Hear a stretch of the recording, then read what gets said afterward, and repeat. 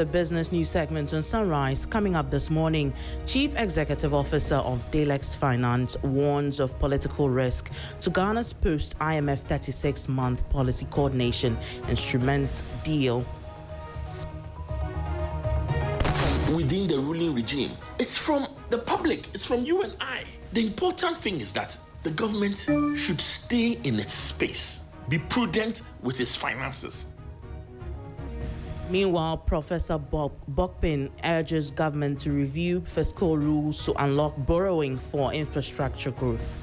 Now we have created fiscal space, very expensive. How do we utilize that fiscal space for growth-enhancing spending so that for every CD that we spend, every dollar that we spend, we get the highest value?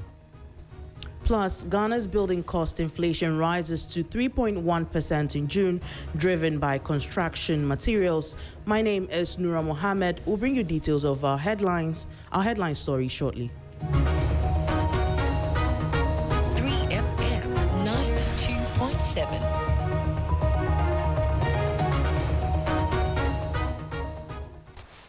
Now, the Chief Executive Officer of Delex Finance, Joe Jackson, has cautioned that Ghana's new 36-month non-bailout policy coordination instrument with the IMF faces serious political risk. Speaking to 3 Business following the completion of the extended credit facility, Jackson said there is a growing appetite for overspending, which could undermine the economic gains made under the IMF program. Let's take a listen. The Policy Coordination Instrument, PCI, is designed to help government maintain macroeconomic stability and credibility with investors without new IMF funding. And the risk is not just from within the ruling regime. It's from the public. It's from you and I. The unions say, if things are good, let us feel it in our pocket too. That is the risk. The risk is that even the opposition is crying out, but if you say things are good, why are you not spending? And that is the problem. That's the political risk. Election promises, wage pressures, subsidies. They say electricity is going up, subsidize it. Meanwhile, economist Professor Godfred Bokpin is urging the government to review Ghana's fiscal rules to create more room for borrowing to finance critical infrastructure, arguing that the country's long-term debt targets could constrain economic growth. His call follows the introduction of new fiscal responsibility rules under the Public Financial Management Amendment Act 2025.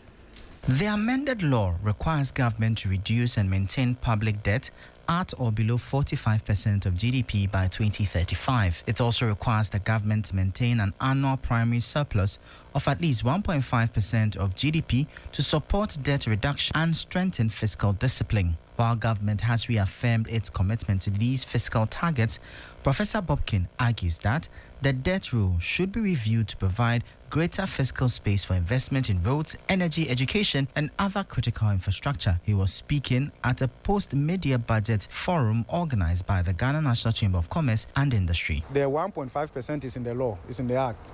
So that has to be amended for them to be able to do lower than that. Then also the 45% is in the law.